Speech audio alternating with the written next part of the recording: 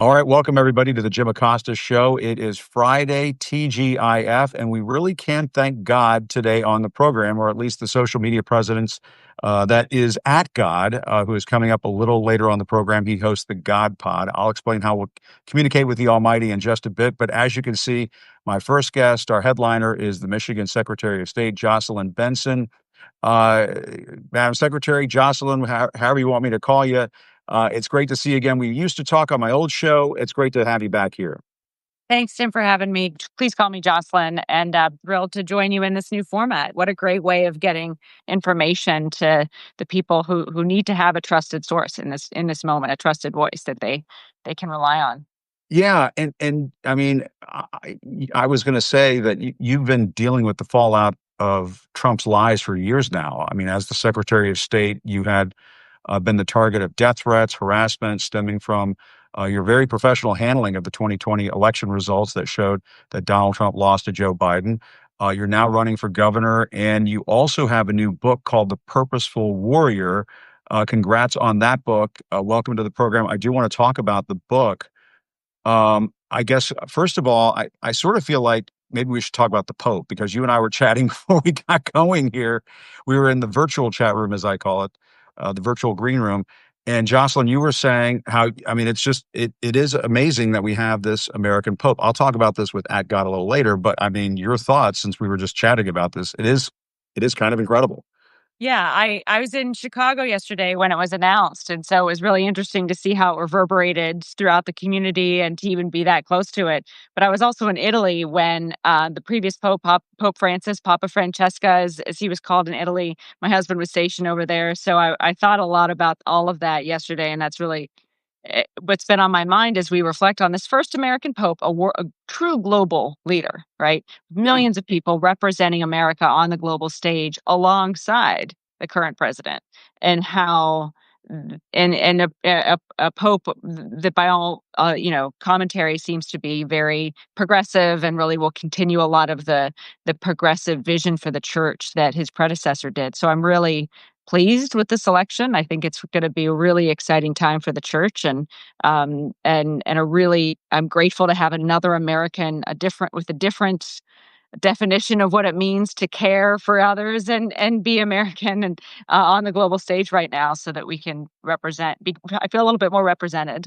Yeah, absolutely. Really No that question guest about it. on the No, global stage by the new pope.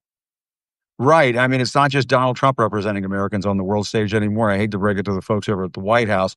And we'll talk about all of this with At God, who is very popular presence here on Substack a little later on the program. But first, we have to deal with the devil. Just kidding, just kidding. Speaking of which, the White House is continuing to press forward with this quest to deny due process to migrants in this country. I mean, which, as it stands now, is a violation of the U.S. Constitution under the Fifth Amendment.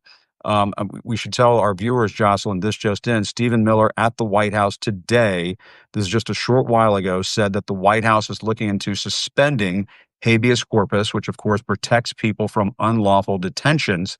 And he said, quote, a lot of it depends on whether the courts do the right thing or not. I mean, the right thing is to protect due process. The right thing is to protect the Fifth Amendment. If you're a migrant in this country, the Constitution says you are a person in the United States and you have a right to due process. And I'm just curious, Jocelyn, you and I were talking about this a little bit before we got started as well. One of the characteristics of this White House is that they just are out up front about all of this. If they want to go against the Constitution, if they want to be on a collision course with the courts, they're upfront about this, and this is one of the very key issues that is at play right now. Yeah, it's terrifying. And as a lawyer, as a former dean of a law school, as a person for whom the foundation of my career is the law and respecting the rule of law, and as a Michigander who knows that Michigan voters who supported this president didn't support him thinking he would rip up the Constitution. They supported him thinking he would improve our economy, that he would drive down the cost of living and make wages more accessible to all. And instead, the opposite is happening. We're seeing reckless economic policies, tariffs that are only making costs higher, really harming our farmers, which is 25% of our economy. So all of that is happening. While at the same time, this cruelty and this complete disregard for our Constitution, the bedrock of who we are. It's not surprising because we saw the same disregard after the 2020 election. We've seen it, you've seen it firsthand in lots of different ways, Yep. but it still shocking because it's not what I believe the American people were voting for when they elected him as president. And I mean, since you mentioned you were dean of a law school, let's explain why habeas corpus is important. This is not a cable news interview where we're over in 5 minutes. We have plenty of time to talk about this stuff. But the website Law and Crime explains why this is important. It says, quote, understood by the nation's high court, habeas has traditionally been a means to secure release from unlawful detention and as a means of contesting the lawfulness of restraint and securing release. Under the basic habeas standard, federal courts consider whether any given detention violates federal law or the U.S. Constitution. So, Jocelyn, basically, this is a protection that we Americans have, that people in the United States have, to protect against the government just scooping you up off the street and throwing you in jail. Yeah, to protect fairness, to protect our safety, to protect against tyranny. It was, directly against a tyrannical regime in England when it was, it developed. And so it is, the American people should be on notice that this is sort of antithetical to everything that we are. In a democracy, everything that the rule of law, no matter what our partisan leaning may be, we believe in the rule of law in this country. We believe in our Constitution, and it's also going to have very real ramifications for people in our communities, particularly in our most vulnerable communities. And that, to me, is sort of aligned with the discussion about the new pope. The overarching feeling I felt around all this is just not who we are. It is not who we are. It is not who the majority of American people are, I believe. And so it's terrifying when you have leaders who are trying to make us feel small, like our voices don't matter, and then willing to just rip up the law and ignore basic protections that have been in our country since it was founded to further their political goals, their partisan goals, and who knows what else their goals are. It's certainly not making America great, because Right. that's not, none of this is great. Exactly. That's It's contrary to you know. That's right. It's contrary to the tradition that we have in this country of being welcoming to newcomers, welcoming to migrants. And yes, if you're here, if you're breaking the law, if you're a gang member, if you're a violent criminal, and so on, I mean, it's logical that we don't want those kinds of folks here in this country if they're here illegally. But at the same time, are we supposed to break the law, Exactly. violate the Constitution to do Exactly. all? I mean, Yeah. that's one of the critical standards here. What would you do? I mean, Jocelyn, what would you do if you became governor? And I know that you're working really hard to make that happen. And you're confronted with this kind of a situation where the Trump administration wants to come in and sweep people up off the street. Well, I'd say what Governor Mills said in a different circumstance, but I'll see you in court. I mean, and it's the same thing I did when I was Secretary of State, when we were defending the lawful results of a presidential election. My job as governor, my job as Secretary of State, is to make sure the law is actually followed, that the will of the people, in the case of our democracy, in the case of that election, is respected and protected. So similarly, I'll respect and protect the rule of law and respect and protect our people, because that's my job as governor, to make sure Michiganders are safe, no matter who you are, or where you live, or where you come from, or who you love. My job is to make sure everyone has a fair shot to succeed in our economy. Everyone has access to quality schools and quality health care, and they're not to be, have communities ripped apart by a federal administration who is breaking the law. So the court system, and I say this as an attorney and someone who used to train attorneys, is on our side. I believe in circumstances like this, the Constitution is clear. And so whether it's state or federal court, those alongside governors need to be the guardrails in moments like this so that we can work together, not just to protect our economy, but to protect our people, against unlawful searches and seizures and all the rest that's embedded in our Constitution. So long way of saying, you use the law to every extent possible to enforce the law and to protect the people in Michigan. Yeah, and it is feeling very much like a collision course, that governors, that judges. I mean, we saw this judge up in Wisconsin arrested a couple of weeks ago, and I thought, my God. And people were saying, "Oh, well, she did this, she did that." What are we doing? We're arresting judges. You can also just send an email saying, "Please don't do that again." Or have somebody at the White House give the judge a call and say, "By the way, we don't appreciate that." Like going and arresting a judge. It's just They bananas. want us to be afraid, right? They want judges to be afraid, right? It's the use of fear as a control mechanism. And I said a few days ago, fear is a tool of the weak to try to control and oppress people in a democracy. But no one, as Eleanor Roosevelt famously said, can make you feel inferior without your consent, right? So our job in this moment, whether we be secretaries of state or journalists or governors or judges or lawyers or average everyday citizens, our job is to not be afraid. Our job is to be courageous, to know that the truth and the law and the Constitution are on our side alongside the vast majority of the American people, and to cloak ourselves in that to find strength to stand up to tyranny in this moment. It was the exact same thing that we did in 2020 when my team was scared. I mean, I had people, armed protesters outside my home in the dark of night saying, come out and we want to confront you about these results of this election. And in that moment, I was scared. And also, I could choose to be courageous, knowing that the law was on my side, knowing that the truth was on my side. I knew those results of the election were accurate and I would stand and protect them no matter what. So we as a country need to find that courage in this moment alongside our leaders. But I'll just also asterisk that and say, I think it's the people of America who can show that courage and demand that courage from everyone else.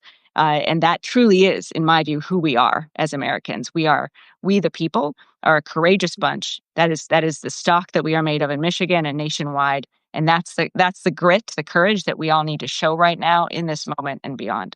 Yeah. No, and it reminds me, I mean, I think that's a great segue to your book, The Purposeful Warrior.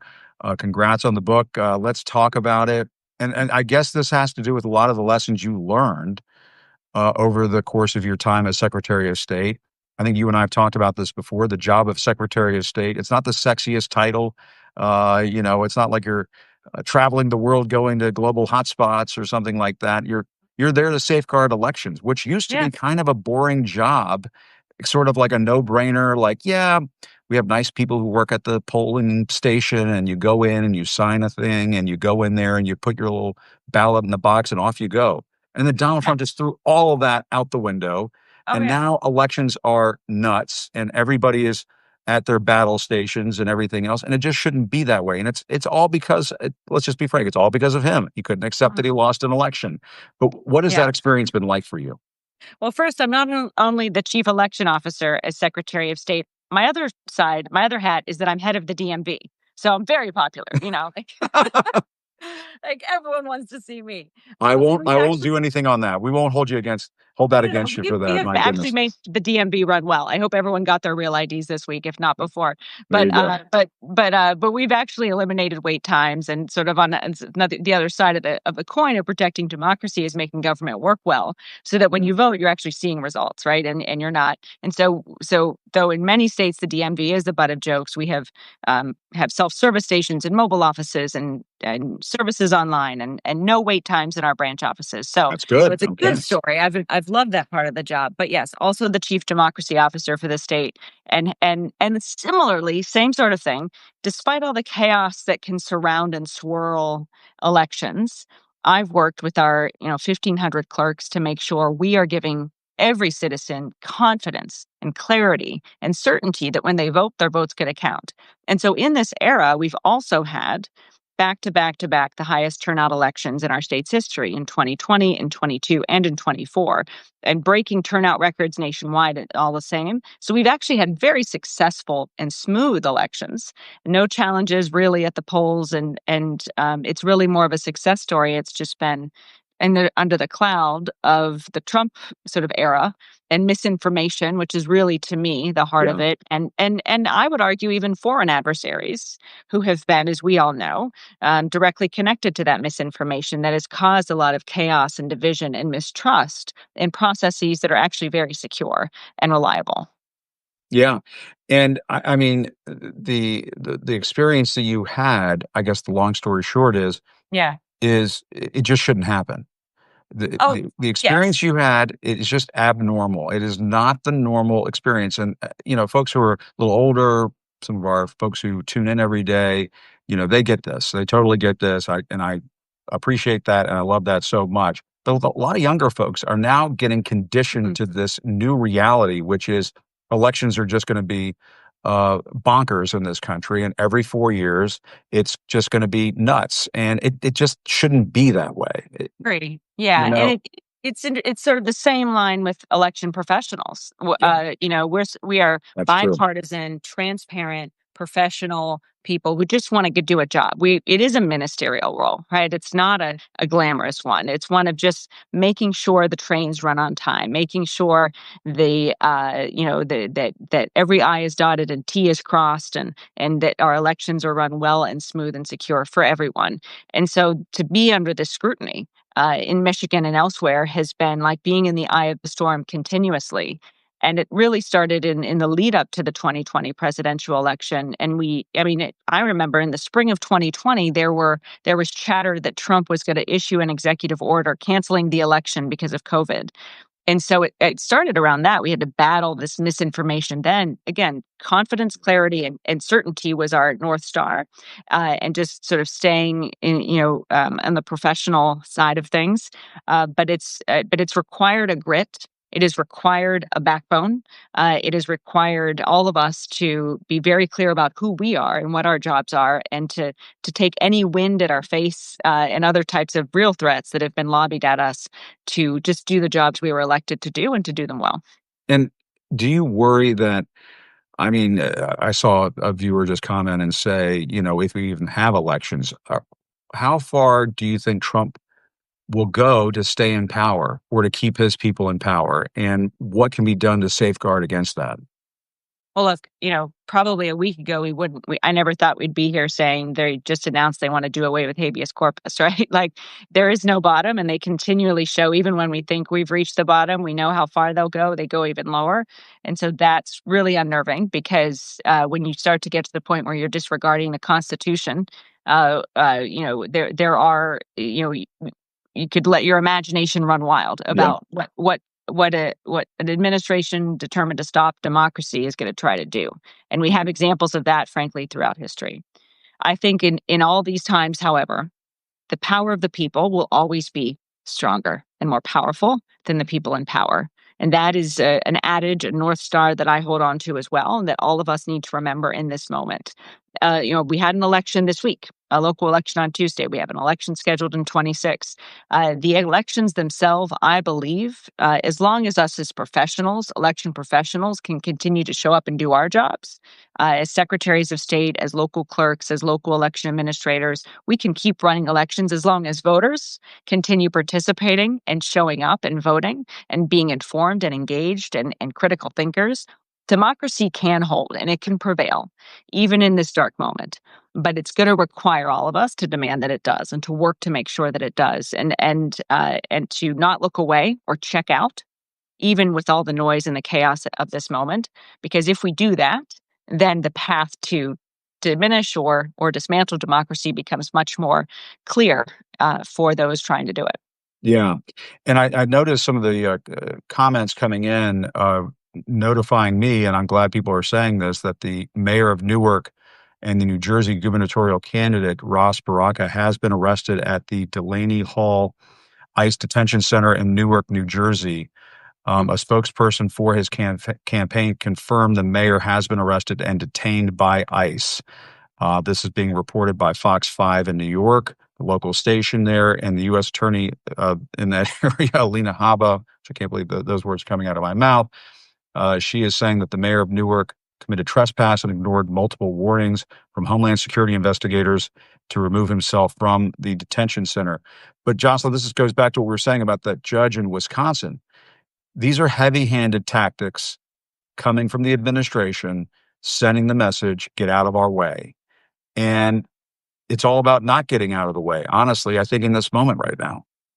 I think people need to take, if you've ever thought about going in a protest or showing up in support of those who are also showing up, one thing that we can do if we believe that the power of people will always be stronger than the people of power is to show up and demand justice and demand equality, and there will be brave souls who will, like judges and mayors and local officials and governors and maybe even secretaries of state, who will be used as cautionary tales to scare people. And I'm fully aware of that in this moment. And yet, that cannot deter us from doing the work that we have to do. because if we stop, then I mean, it- we're the only ones. We're standing in the breach right now, all of us Yeah. as an American people.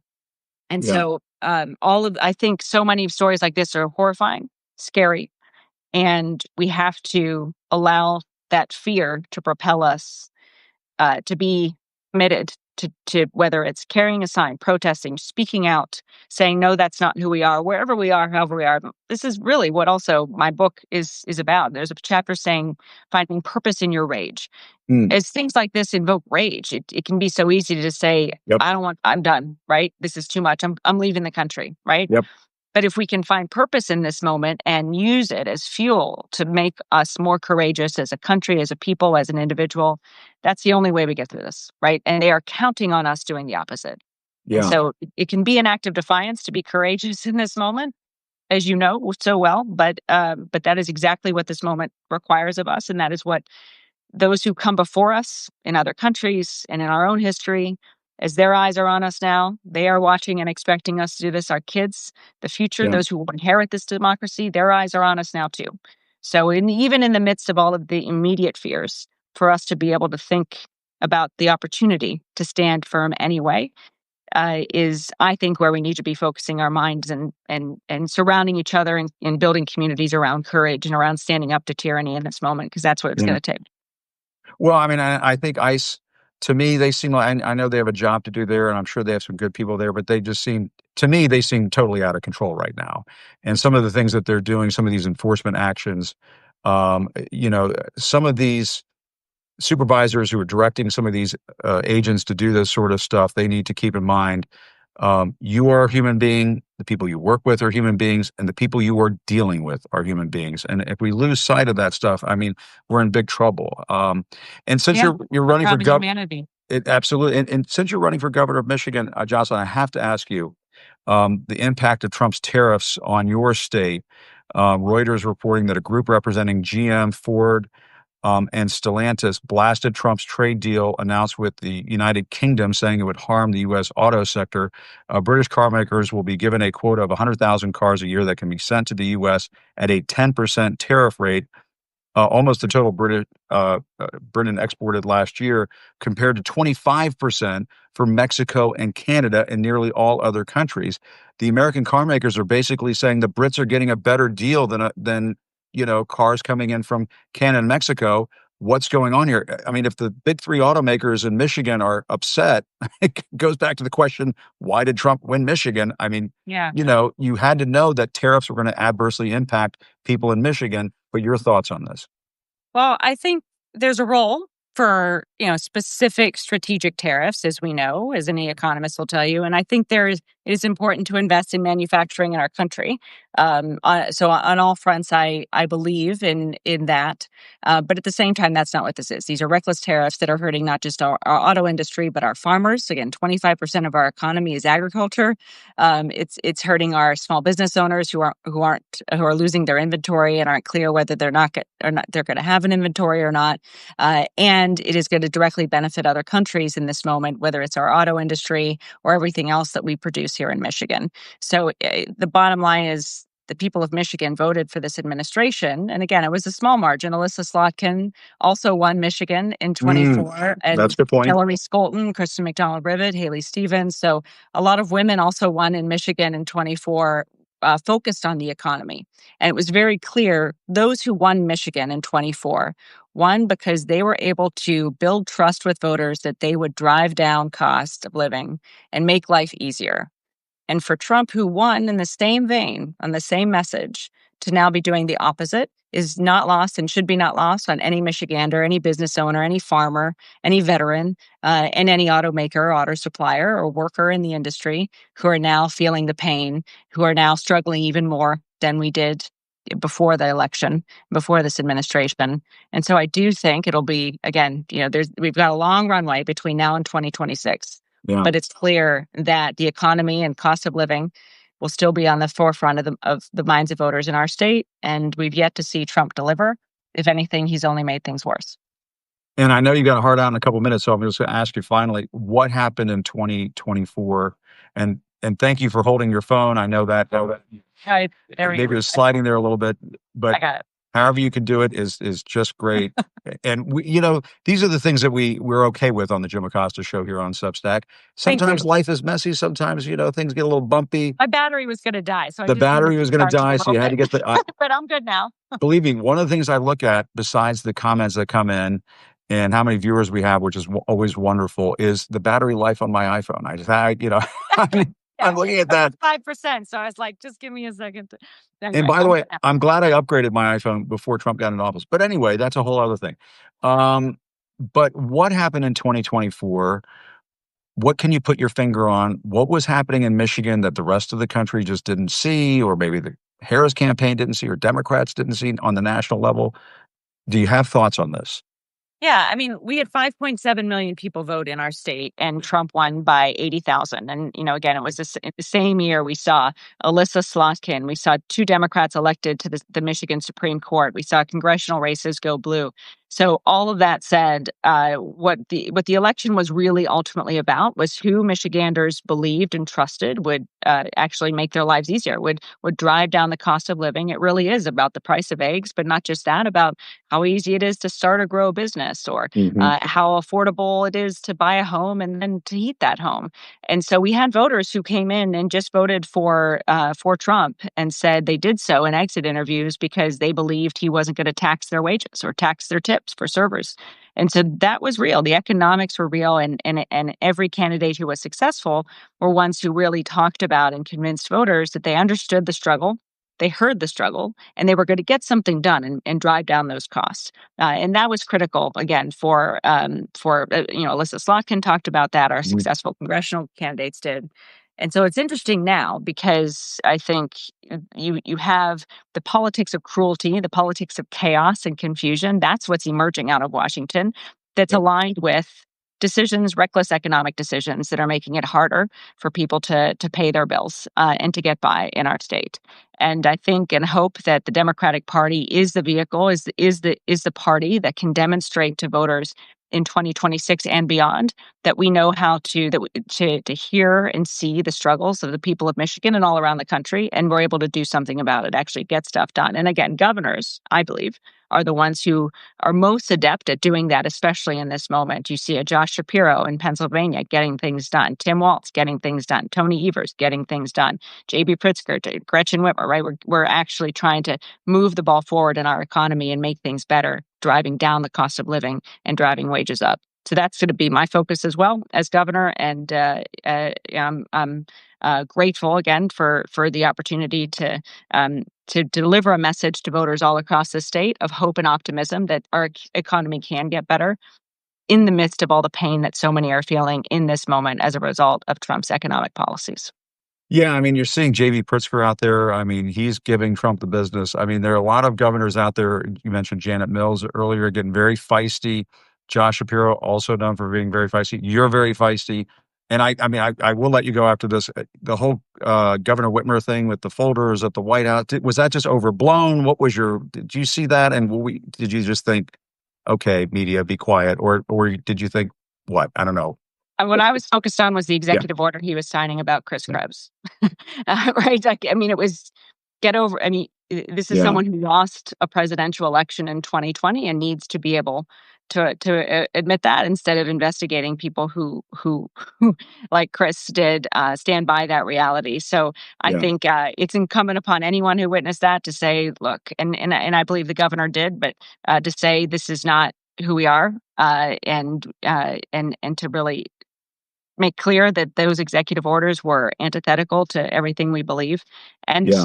for me as governor, I can only talk about what I would do and say in those situations. And I think you only need to look at how I've been as Secretary of State to see that my focus is just on speaking the truth, being unafraid, and standing up for the people of Michigan, whether it's in protecting their democracy and their rights and freedoms at the ballot box or protecting their economic prosperity. Yeah. It does make me wonder about, whether it's advisable for national Democratic figures to go to the White House when Trump pulls these stunts. You're absolutely right. That executive order targeting Miles Taylor and Chris Krebs absolutely just awful and contrary to American values. No question Yes. about it. Yeah. You know. Appalling. And designed to cause fear, right? Designed to make us all feel afraid. Yeah. And that's the theme, the running theme of all of this, whether it's unlawful detentions or all the ways in which this administration is breaking the law. It's Mm. designed to make us fear and be afraid and anxious and check out. So our best act of resistance, our best move in this moment, however we define it, is to be courageous, defiant, strong, and very focused on who we are, and the power of our democracy is Yeah. always going to be fueled by people standing up in defense of it, not by leaders of any party. It's always about the people standing up and demanding a better world that aligns with our values. Absolutely. Well, we know you are showing no fear, and best of luck to you during the campaign. Secretary of State Jocelyn Benson running for governor of Michigan, out with a brand new book, The Purposeful Warrior. Check out Jocelyn's book. Great to see you. Thanks so much for taking time. I'm honored to be with you, and people can go to jocelynbenson.com to find out more about me, the campaign, and the book. Thank you. Awesome. Thanks Take for care. having me. All the All best right. to you. Bye. Thanks. Let's do it again soon. Thanks. All right. Okay. Bye bye. All right. Bye. And I absolutely held Jocelyn Benson about as long as I could. We had a hard out at 4:30, but just a great conversation with her.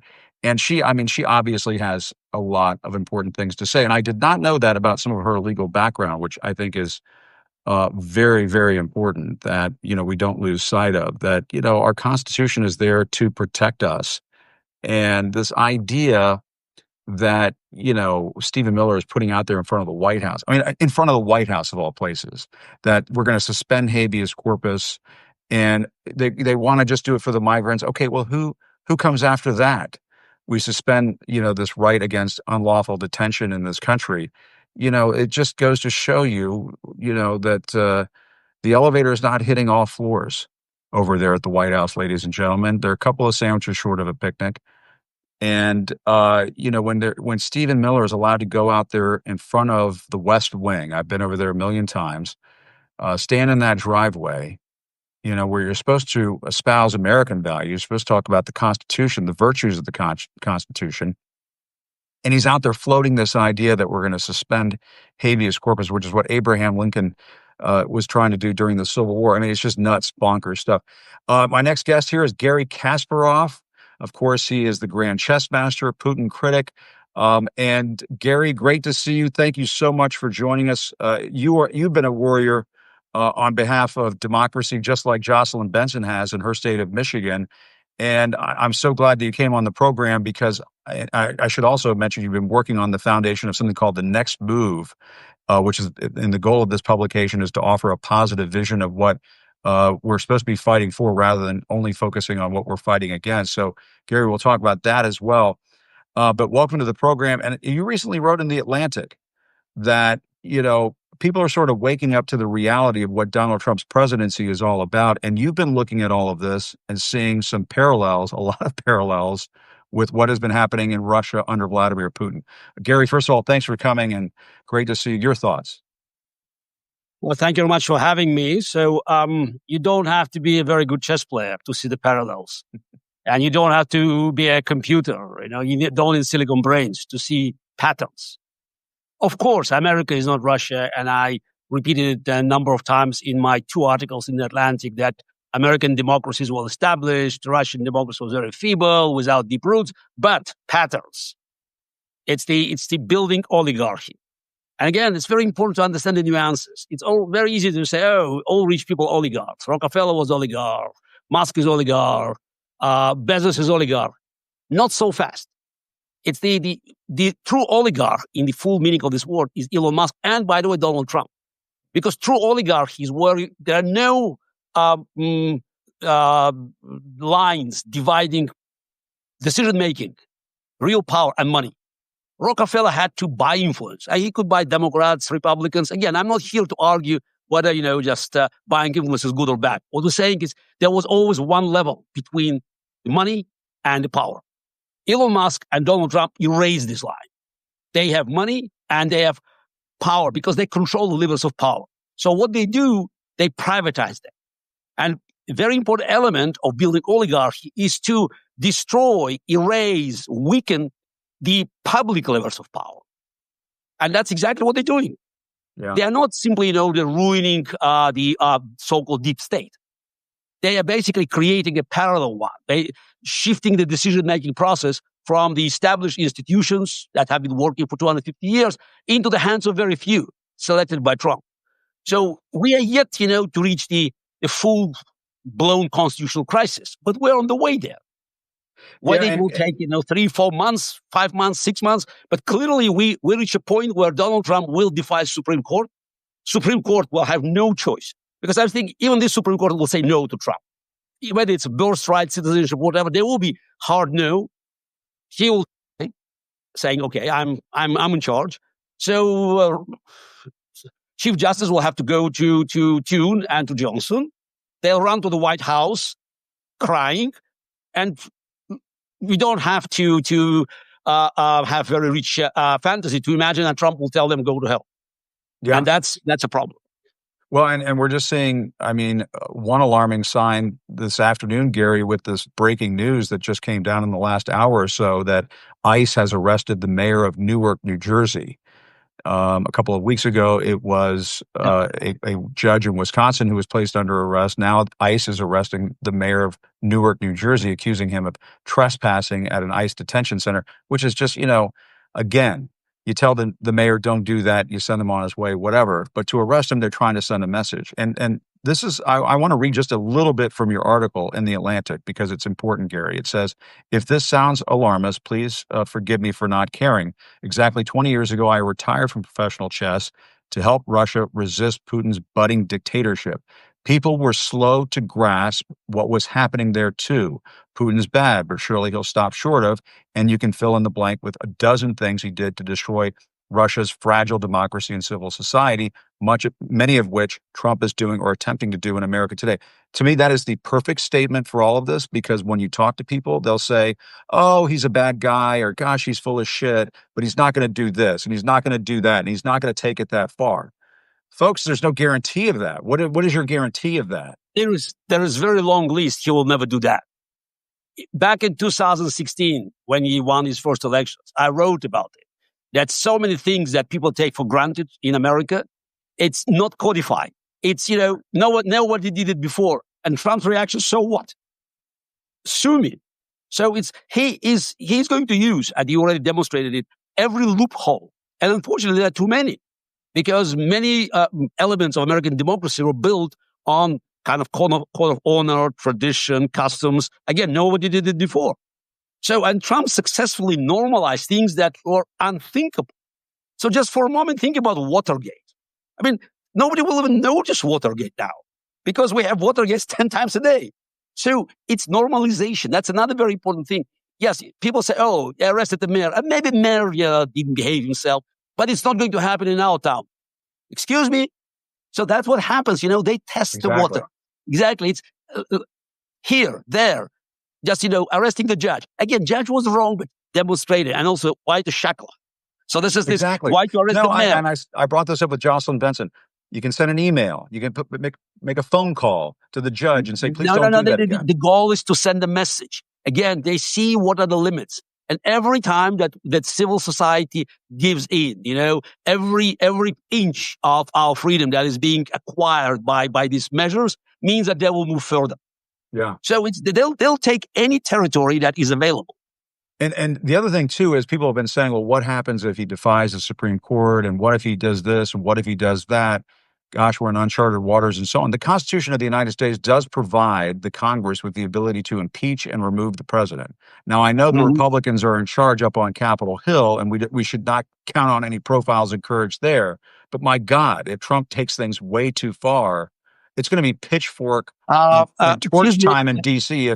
if the Republicans don't do this. And I know it's fantasy land, but Jim, wait. You said taking things too far. Can you be more specific? What does it mean too far? So I'm talking about too far today, on May 9th, or too far in June 10th. Yeah. So too far changes every day, if not every hour. You're right. They're moving the goalposts every day. You're absolutely right. Exactly. But that's how you build dictatorship. Yes, again, it doesn't happen overnight. People somehow have an idea that dictatorship means you have tanks on the street, Pinochet, coup d'etat. No. real dictatorships are built slowly with, with little change, in one law or another, comma here, full stop here. So, and then one day you say, wait a second, I cannot go here. I cannot go that way. So Trump is aggressive, but so far there are no, again, there's no true resistance in organized resistance, because I think. No, go ahead. Finish your thought. Sorry. I think it's again, because I think there are so many things. Again, it's so many looming targets. That's why my message is, let's concentrate on something that unites all of us. Let's not talk about, how many agencies Elon Musk is trying to ruin, how many cuts. It's not about Trump's policies, because some of the policies are popular. People say, Doge is doing a good job. Doge is unconstitutional, period. Let's concentrate on defending Constitution. Let's, agree that we will not disagree on many things that might separate us, because saving the republic requires very big tent. And Garry, the other reason I want to talk to you is because of obviously Russia's war in Ukraine. And, I was at a film screening for Words of War the other night, which is about the murder of the Russian journalist, Anna, and I'm going to say her name wrong again, Politkovskaya. And you got a shout out in the film because you described her as being the conscience of Russia and so on. But I do want to mention the fact that they just had a Victory Day parade in Moscow. They do these spectacles, of course, to mark the anniversary of the Soviet victory over Nazi Germany.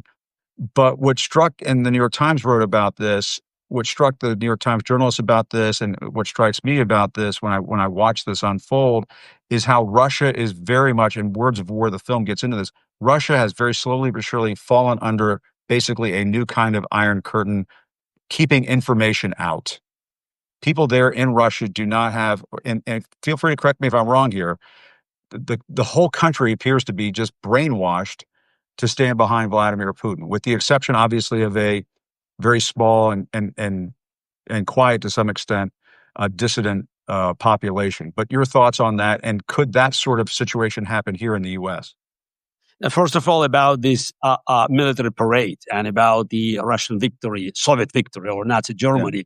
I on my Substack, The Next Move, I had an article called "Great Patriotic Lies." It's few people understand that the Soviet Union celebrated the V-Day one day later, on the 9th May, not on the 8th, because Stalin was so angry that it's the May 8th capitulation, actually that took place on the 7th, was under American control. Eisenhower was in the center. So he ordered a second ceremony, bringing Marshal Zhukov and all German generals to sign again. And I grew up in a country where we didn't know that the war was over a day early. So day 9 is a Soviet fake. It just gives you an idea that it's even today, 80 years later, they still celebrate this fake holiday. And of course, Putin used it, just to connect his fastest aggression, the genocidal war in Ukraine, with Great Patriotic War. So actually the roles are reversed. So is Putin playing Hitler these days? But he knows how to, control the population. You are surprised that the people are brainwashed in Russia? Now, in this country, in the United States, half of the population, in the country where you can, switch from Fox to CNN to MSNBC, you can have so many channels, still believe that, that the FBI was bad and KGB is good. So now imagine 25 years, and only one channel. We had few in the beginning, but basically in the last probably 15 years, it was total dominance on television. So you can hardly blame these people because, they listening to that. And I can tell you, even I found out that if I spend 3 days just listening to this nonsense, it starts, it starts to sink in. Exactly. Because you can't imagine they lie, just in every instance. You say, maybe even if 10% is what they say is true. No, it's 100% lie. Yeah. And Trump wants to get rid of PBS. He wants to get rid of NPR. They want to turn the Voice of America into OAN. He is trying to intimidate ABC and CBS and suppress what's taking place there. There are other examples, obviously, we could bring up. It will go on. Again, it's anything they can grab, they will grab. Yeah. So it's the Constitution is a piece of paper. Just, it sounds just a bit odd to American ear, but it's as valuable as your resolve to defend it. If you're not willing to fight for that, so then who cares? Technically, Congress is in charge, but they capitulated. Which is amazing because you have only 3 Republicans. You need 3 votes to shift sides in the Congress and 4 in the Senate. And they are terrorized. Elon Musk absolutely freaked out. And I made an example out of this yesterday where they voted to rename the Gulf of Mexico the Gulf of America. Only one Republican, Don Bacon of Nebraska, voted against it. They all voted for it. It was introduced by Marjorie Taylor Greene, who is a professional presidential speech heckler. That's basically what she does. And they were basically just doing Trump's bidding. And if for anybody who wants to watch that video, I put it out there. But it's an example of how they are under his thumb. They just are. But many of them, and I tell you, I don't think that Donald Trump, is very popular among them.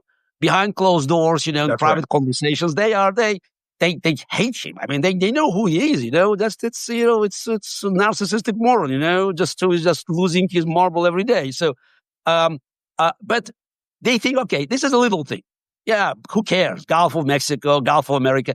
But little things, just build up. That's how you just, you succumb to a would-be dictator because, he's testing them. This is a test. Guys, I want to rename Mars, whatever. They call it Melanie.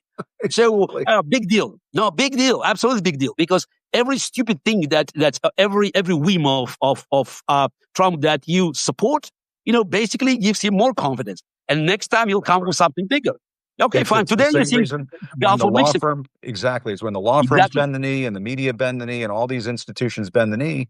It just encourages. They have not, pushed him back on Canada.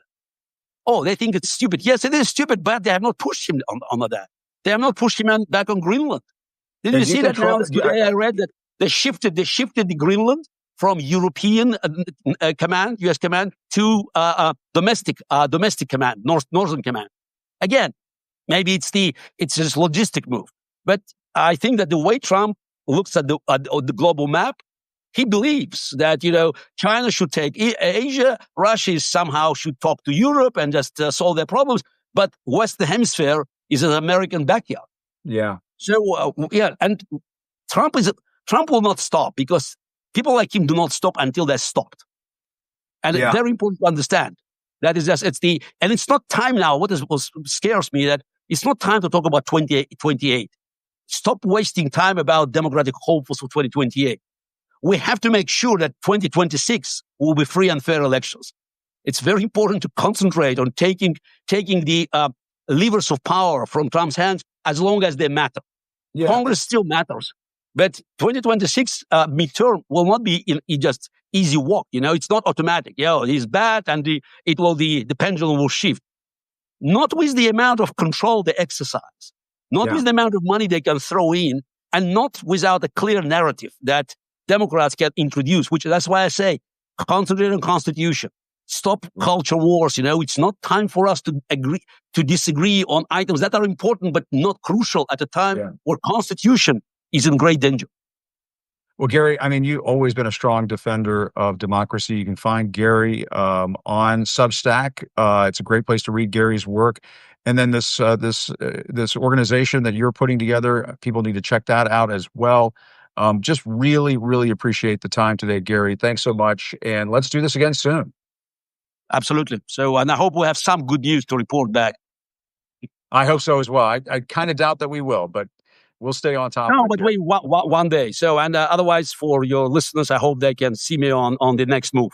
It's a chess like Substack, because I want to think about strategy, not just about complaining, but looking for victory. That's why my motto is stop whining, start winning. There you go. And you know all about that, Garry. That's for sure. The next move, we'll all check it out. Garry, thanks so much. The great Garry Kasparov. I hope to talk to you again real soon. And thanks for catching me there during the interview, saying maybe he hasn't gone that. Yes, he has. He's gone very far, over and over. Very good to see you. Thanks a lot. Great stuff. All right, quick final word, everybody. So here's the deal. Here's the deal, folks.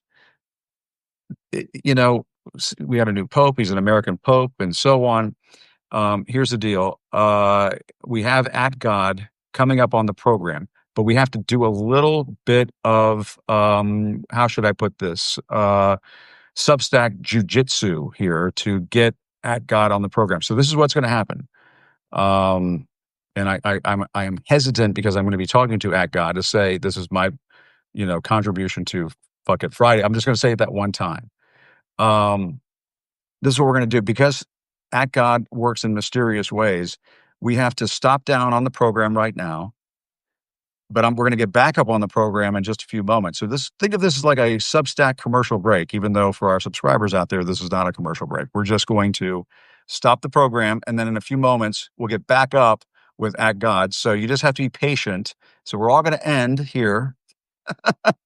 And hopefully, God willing, At God willing, I'll be back on in a few moments with At God. All right. So stand by. I'm ending the program right now, taking a little break. We'll be back up in like a minute. I'll talk to you in just a second. All right. Talk to you soon. All right. Bye.